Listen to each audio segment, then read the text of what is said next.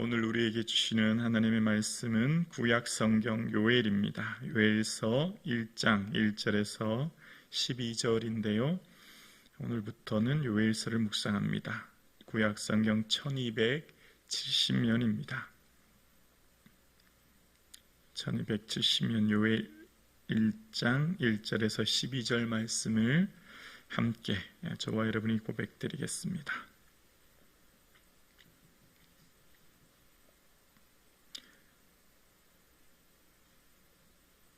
구약 성경 1270년 요엘 1장 1절에서 12절 살아계신 하나님을 말씀을 고백하겠습니다. 함께요. 부두엘의 아들 요엘에게 임한 여호와의 말씀이라. 늙은 자들아 너희는 이것을 들을지어다. 땅의 모든 주민들아 너희는 귀를 기울일지어다.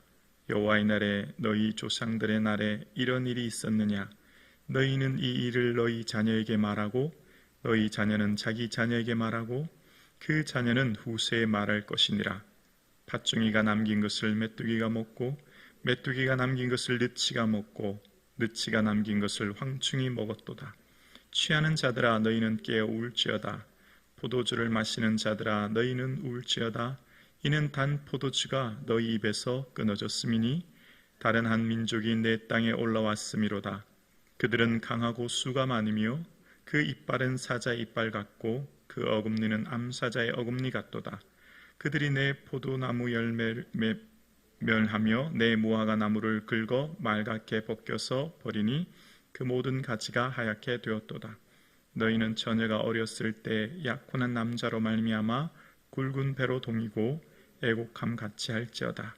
소제와 전제가 여호와의 성전에서 끊어졌고 여호와께 수종드는 제사장은 슬퍼하도다. 밭이 황무하고 토지가 마르니 곡식이 떨어짐에 새 포도주가 말랐고 기름이 다하였도다. 농부들아 너희는 부끄러워할지어다. 포도원을 가꾸는 자들아 곡할지어다. 이는 밀과 보리 때문이라. 밭의 소산이 다 없어졌음이로다. 포도나무가 시들었고 무화과 나무가 말랐으며 석류나무와 대추나무와 사과나무와 밭의 모든 나무가 다 시들었으니 이러므로 사람의 즐거움이 말랐도다. 아멘. 오늘 허락하신 예수님께 감사드립니다. 오늘 하루를 마치는 그날까지 우리의 삶이 주님의 기쁨 되기를 주님의 이름으로 축복합니다. 아멘. 요엘서는 국가적인 재난이 닥쳤을 때의 성경적 해법은 무엇인가 하는 것입니다. 거룩한 대처법입니다. 메뚜기 재앙과 가뭄 재앙이라는 국가적인 재난입니다. 하나님의 날에 임할 심판이 가까웠습니다. 그때가 바로 회개의 때요. 그럴 때 하나님이 내 영을 만민에게 부어주신다라고 하는 내용이 핵심 내용입니다.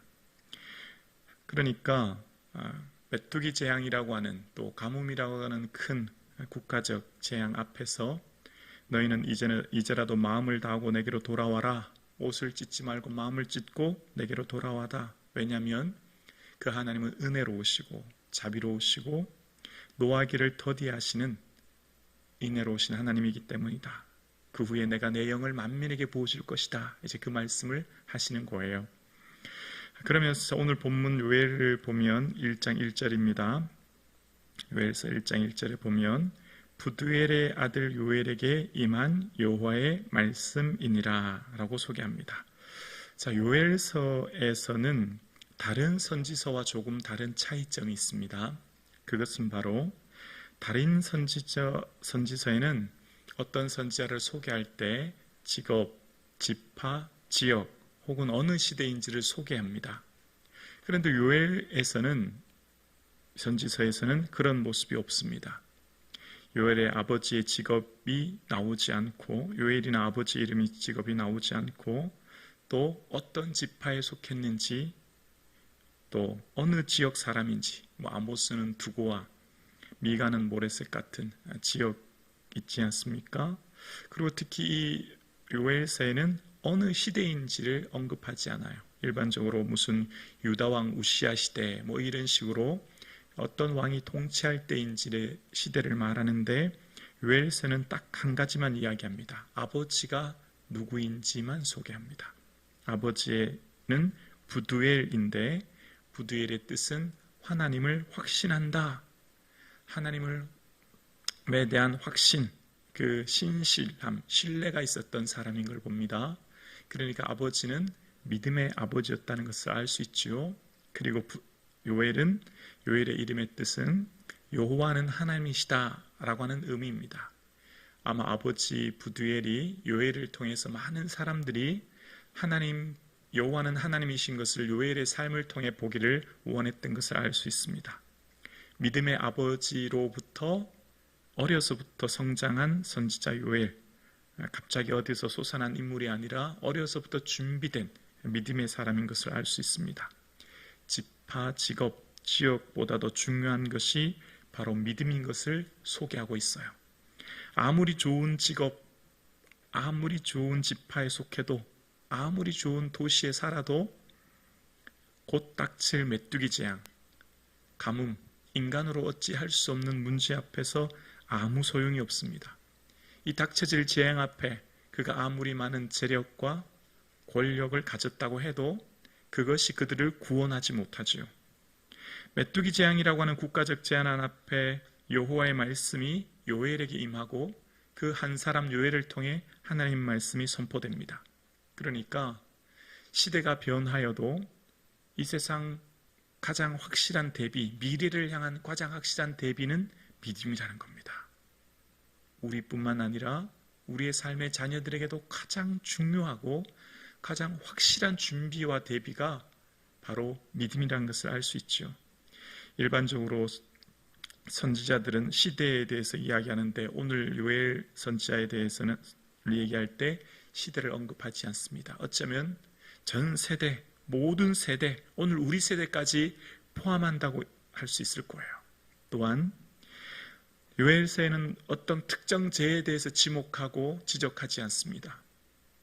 그것은 어쩌면 우리 시대를 포함한 모든 시대에 요엘 시대를보다 오늘날 더 많은 죄가 넘쳐나는 이 시대, 우리 죄를 포함하는 것을 말하고 있는 것을 보게 됩니다. 자, 그러면서 2절입니다. 너희 늙은 자들아 너희는 이것을 들을지어다. 땅의 모든 주민들아 너희는 귀를 기울일지어다. 너희 날에나 너희 조상의 날에 이런 일이 있었느냐. 그러니까 늙은 자들이라고 하는 것은 과거 세대부터 지금까지 오랜 시간 살아온 분들이잖아요. 그 과거에 대한 기억을 가지고 있는 세대 분들에게 말합니다. 너희나 너희 조상, 너희 앞대 조상 이런 일이, 이런 재난이 있었느냐라고 반문하는 거예요. 얼마나 큰 재난이었는지, 전후후무한 재난이 곧 닥칠 것이다. 이제 그런 것을 이야기하기 위한 것이죠. 그러면서 아주 중요한 얘기를 합니다. 우리 3절은 함께 고백할까요? 3절 함께요. 너희는 이 일을 너희 자녀에게 말하고 너희 자녀는 자기 자녀에게 말하고 그 자녀는 후세에게 말할 것이니라. 아멘. 자녀는 자녀에게로 4대를 언급하면서 곧 닥칠 재난이 얼마나 처참한지를 자녀 대대손손 이야기하라는 겁니다. 하나님의 놀랍고 두려운 심판의 날이 임할 것인데 그것에 대해서 자녀들로 통해서 이야기하고 대비하게 하라. 마치 6월절 때 6월절 절기에 아버지가 아들로부터 그 6월절 절기가 어떻게 비롯되었는지를 계승하게 하는 것처럼 말입니다. 그러니까 부두엘의 아들 요엘에게 임한 여호와의 말씀이라고 이야기합니다. 자녀의 믿음은 곧 부모의 책임입니다. 자녀의 믿음에 관해서는 부모가 책임이 있는 거예요. 그 부모에게서부터 신앙 계승이 너무너무 중요하고 자녀가 사느냐 죽느냐가 결정됩니다. 얼마나 중요한지를 이야기하는 거예요. 엄청난 재난이 닥쳐옵니다.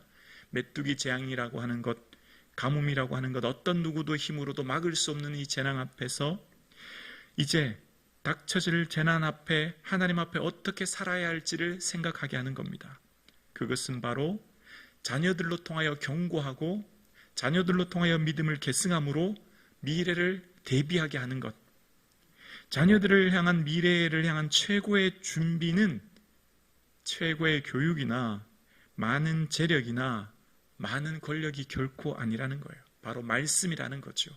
말씀을 통한 믿음이야말로 최고의 준비라고 하는 것을. 왜요? 아무리 많은 재력, 권력, 지식을 쌓아도 곧 닥칠 메뚜기 재앙과 가뭄 앞에는 아무런 의미가 없기 때문입니다. 그것이 그들의 생명을 구원해 줄 수 없거든요. 사람이 온 천하를 얻고도 제 목숨을 잃으면 무슨 유익이 있으리요? 사람이 무엇을 주고 제 목숨과 바꾸겠느냐? 사람이 온 천하를 얻었지만 영생을 소유하지 않은들 그게 어떤 의미가 있고 무슨 유익이 있느냐? 예수님이 말씀하셨던 것처럼 이 세상 모든 것 가졌다고 해도 이 믿음 없이는 아무 소용 없는 것이죠. 그래서 이제 4절로부터 7절까지는 메뚜기 재앙에 대해서 이야기하고 9절부터 12절은 가뭄 재앙에 대해서 이야기합니다.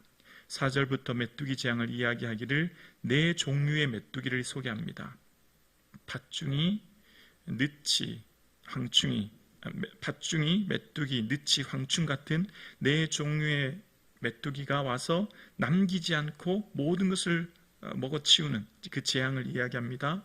그래서 5절에 세 부류의 사람들, 취하는 자들, 롱부들, 제사장들에서 언급합니다. 5절에 보면 취하는 너희는 깨어 울지어다 라고 이야기합니다. 왜냐하면 앞으로 담포도주가 끊어질 것이기 때문입니다. 그리고 이 메뚜기 재앙이 또 특별히 해석할 때 이방 군대의 침입으로 인하여 완전히 초토화될 것을 이야기하는데요. 그 정도가 얼마나 무섭냐면 6절에 보면 사자의 이빨 같고 암사자의 어금니 같다는 표현을 쓰고 있습니다. 너무나 잔혹하다는 얘기를 표현하기 위한 것이죠. 그리고 7절에 보면 메뚜기 재앙의 피해가 얼마나 큰지 포도나무와 무화과나무를 끌고 말갛게 벗겨버린다. 이 메뚜기 재앙이 와서 모든 것을 갉아먹어서 나무 자체가 말라 죽게 하는 끔찍한 재앙이 닥쳐올 것이다 라고 하는 거예요. 농경사회에 있어서 가장 끔찍한 것이 이 해충이나 가뭄의 재앙 아닙니까? 1년 내내 농사 짓고 열심히 애를 쓰고 무화과나무, 포도나무 열매를 추수할 때, 그 추수할 때야말로 농부의 모든 수고와 즐거움이 있을 때 아닙니까? 그러나 해충으로 인한 이 재앙은 전쟁 다음으로 가는 큰 피해입니다. 이것 앞에 모든 사람이 이 즐거움이 사라지고 고통과 근심과 염려가 되는 시간인 것을 이야기하는 것이죠. 그러면서 8절 이하에 보면 이 재앙이 집과 마을과 자연과 환경으로 확대되는 것을 이야기합니다. 그러면서 이제 그 재앙으로 인해서 하나님 앞에 예배조차 드릴 수 없는 9절에 보면 이렇게 소개합니다. 소제와 전제가 여호와의 성전에서 끊어졌고 여호와께 수종드는 제사장은 슬퍼하도다 라고 이야기합니다. 곡식으로 드려지는 소제, 포도주를 부어드리는 전제들 드릴 수 없는, 그러니까 먹을 곡식조차 사라진 상황, 이 척박한 상황을 이야기하는 겁니다. 그들의 삶의 이전에 하나님을 온전히 섬기지 못했던 모습으로 인하여 그 결과로 인하여 드러나는 예배가 멈춰지는 상황으로 인해 제사장이 슬퍼하게 되는 모습을 이야기합니다. 그러면서 이제 10절로부터 12절에 보면 말랐다는 표현을 계속 쓰고 있어요. 10절에 보면 밭에 황무하고 토지가 마르니 라고 이야기하죠. 또 11절에도 보면 너희 농부와 너희는 부끄러워할지어다. 포도원을 가꾸는 자들아 고갈지어다. 이는 밀과 보리 때문이라. 밭의 소산이 다 없어졌음이로다 라고 이야기합니다. 사라졌다는 거예요. 12절에 보면 포도나무가 시들었고 무화과나무가 말랐으며 송류나무와 대추나무와 사과나무와 밭의 모든 나무가 다 시들었으므로 이러므로 사람의 즐거움이 말랐도다 라고 이야기합니다. 가뭄으로 인해 모든 것이 말라버리고 아무런 열매를 거둘 수 없는, 가뭄은 사람이 해결할 수 있는 것이 아무것도 없지 않습니까? 이 시대의 농경사회에 인력의 힘으로 하늘에서 비를 내릴 수 있는 사람은 아무도 없었던 거죠. 그러니까 사람의 노력과 힘으로 할 수 없는 가뭄 앞에 그들이 한 해 동안 열심히 애쓰고 농사지었던 무화과, 석류, 대추, 사과나무 모든 나무의 열매가 시들어 아무런 소득을 얻을 수 없는, 그래서 모든 사람들의 즐거움이 사라진, 기쁨이 사라진 절망의 상황을 이야기하고 있습니다. 세상에서 하나님의 섭리를 벗어난 우연히 일어난 일은 하나도 없습니다. 요엘은 해충과 가뭄의 재앙은 유다 백성이 하나님의 언약을 어기고 범죄한 결과임을 이 본문 전체를 통해 알게 되는데요. 하나님께서 말씀에 순종하면 신명기 28장에 이른 비와 늦은 비를 주신다라고 하는 말씀을 기억나시죠? 그러니까 지금 이 가뭄의 시기는 곧 신명기 28장의 말씀을 청종하지 못한 결과임을 알게 되는 겁니다. 유다 백성의 삶에 대한 여호와의 날, 주의 날, 그날은 의인에게는 상급과 기쁨의 날이지만 죄인에게는 심판의 날인 것을 알게 됩니다. 요엘은 재앙을 통해서 끊임없이 얘기합니다. 미래를 향해 준비하는 것, 자녀에게 믿음을 잘 계승할 것을 이야기합니다. 그리고 국가와 개인을 넘어 국가적인 재난 앞에 우리의 삶은 하나님을 바라보고 하나님과 올바른 관계를 생각하며 주님 앞에 울며 회개할 것을 이야기합니다. 그때 주님께서는 하늘로부터 만민에게 부어주시는 주의 영을 부어주시는 회복의 은혜를 말씀하는 거죠. 사순절 10번째 날입니다. 우리의 삶, 이제 곧 주님 다시 오십니다. 주님 다시 오실 그때에 믿는 자들에게는 영광의 날이지만 믿지 않은 자들에게는 심판의 날이 될 것입니다. 사람이 온 천하를 얻고도 제 목숨을 잃으면 아무 소용이 없는 것처럼 이제 곧 주님 오실 날을 준비하는 우리에게 가장 중요한 것은 우리의 믿음을 우리의 자녀들에게 계승하는 것이며 우리의 삶에 주님 오실 날을 손꼽아 기다리며 내 삶을 돌아보아 회개함으로 거룩한 삶을 살아가는 것이죠. 오늘 함께 예배드리시는 저와 여러분, 오늘 이런 하루가 저와 여러분에게 될 수 있기를 주의 이름으로 축원합니다.